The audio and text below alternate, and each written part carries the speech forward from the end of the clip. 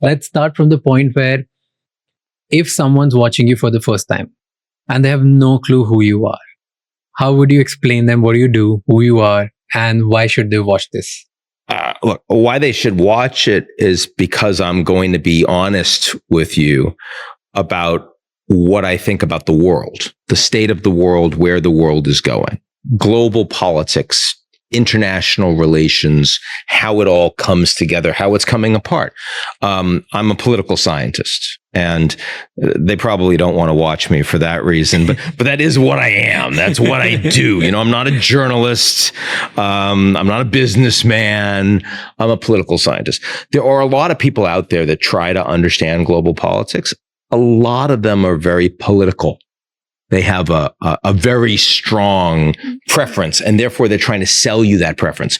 I have preferences. I have things that I like, things I don't like. I'm not trying to sell you on them at all. I'm really trying to best understand where the world is going, and frequently it's not things that I like. So when you say that you talk about and you're going to teach us about where the world is going, and that's what you try to understand, what specifically you try to study when you mean by I'm trying to understand where the world is going, what's happening? What are the specific pointers? What are the specific things that you study, which gives you a sense that this is where the world is heading? Well, for a very long time, the principal actors on the global stage have been governments. And so you look at things first and foremost through a country lens. You want to understand those different kinds of governments, their political systems, their economic systems, what drives them, what constrains them. Frequently, what constrains them is even more important than what drives them, right? How short-term or long-term are they? How much do their leaders matter or not very much, right? What are the things that create differences among different international actors, different countries? But there's also increasingly the sectoral lens, the issue area lens. You want to understand how, for example, a changing global energy environment from coal and oil and gas to sustainable energy, how that's changing the world. It's moving very fast. How AI, technology companies that are becoming principal actors in determining how countries work, how security works, how the economy functions, and even who we are as human beings, because at the end of the day, global politics is a study of how human beings interact with each other. And I mean, there are some people that find, human biology really interesting and they want to be doctors or scientists. I find most fascinating how human beings interact with each other. What makes for the models that are the consciousness that we have today. And for me, political science and international relations was the best way at that. So that's what you do. And when you study international relations and geopolitics today, do you see certain signs that the superpower of today is changing?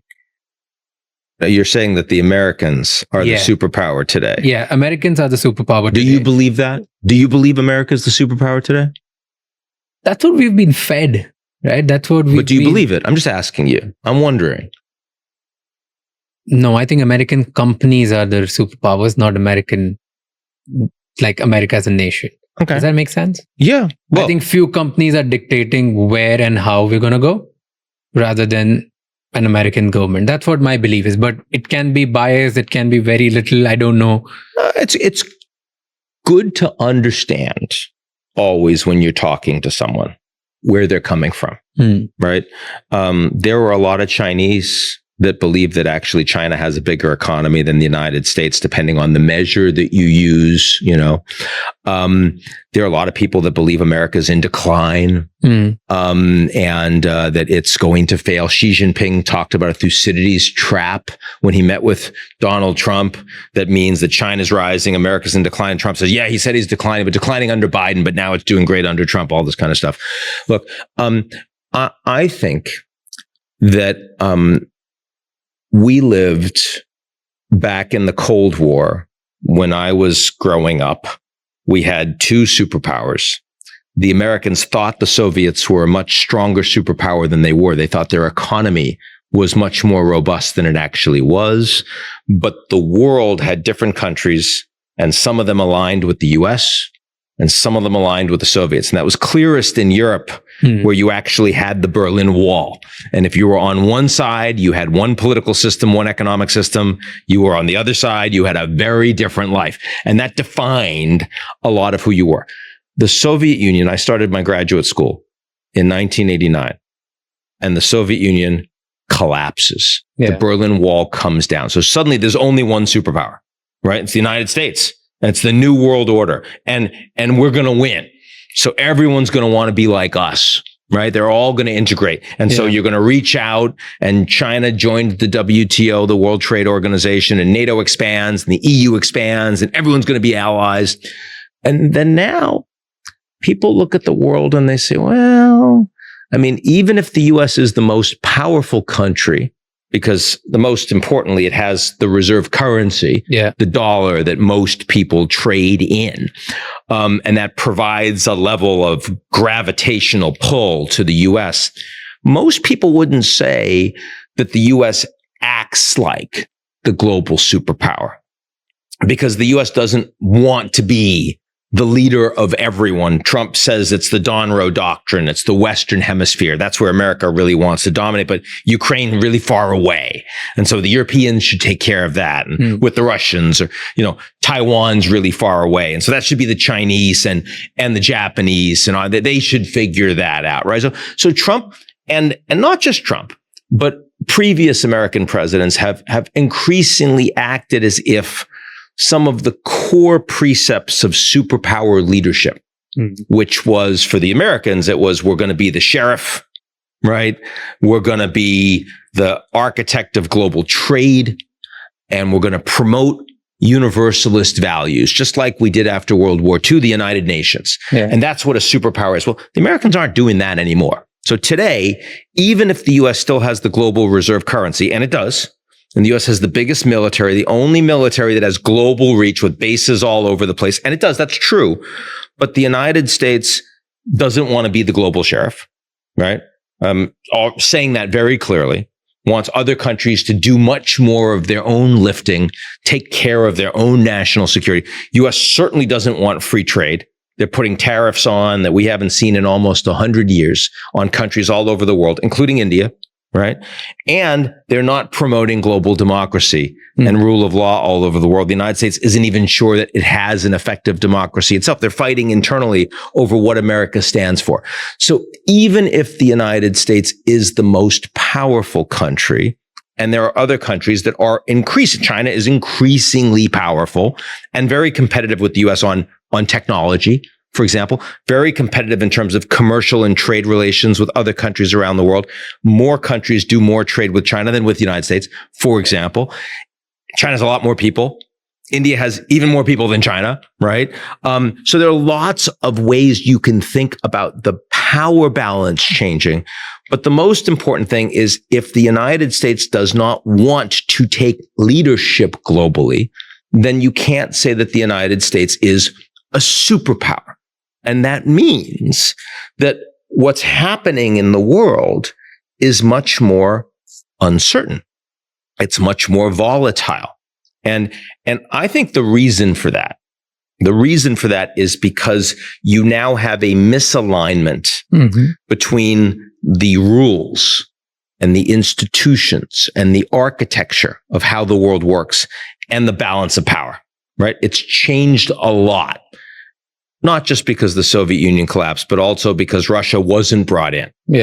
And China was rising. And people said, okay, we'll bring China in, but what if we don't really trust China? What if China doesn't integrate with what we want? India is rising. Okay, we'll bring India in, but what if India doesn't want to really be our ally or our friend? And then the United States says, well, we don't want to do all of this stuff.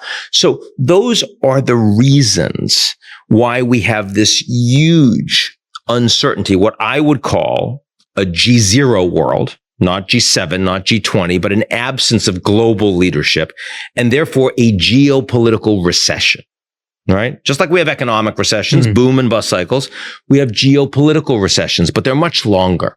They're much longer. They don't happen as frequently, and you don't necessarily recognize when you're in it. But here's the key point. is that if you're in a geopolitical recession where you don't have global leadership, there are only three ways out. Only three. One is you take the institutions and the rules of the road that you didn't used to believe in as much, and you make them stronger. The second is you invest in them. The second is you build new institutions and architecture that better reflects what people need and the new balance of power today. Yeah. The third is you go to war. That's it. There are no other choices. There's a fourth, actually. There is a fourth. The fourth is you ignore it. You pretend that there's no geopolitical recession and you act as if everything is fine, which, by the way, the Europeans had been doing for a long time until the Russians punched them in the face, right? You can pretend. Number four is a bad strategy, right? But number three, the first three, we are doing the first three. Right? I mean, you see that like the Europeans are investing more in Europe because they know they need to. Why? Because the Russians are invading, the Chinese aren't trustworthy, the Americans are like not predictable, so they have to invest. There are new institutions being created. Looking at global climate, for example, right now, look at Belt and Road, look at the Quad, for example, look at what's happening with Saudi Arabia and Pakistan. Very important for India right now, for example. Like those are happening. But then there's also war. People are going to war. They're going to war globally, Russia, Ukraine, Gaza, Iran, US, but they're also going to war domestically against their own establishment, against their own governments. And that's true in Bangladesh, as true in the United States, right? But there aren't any other options. That's what you do in a geopolitical recession. And if you don't take the first two steps adequately, you don't rebuild or create, then there's going to be a lot more conflict. That's the reality.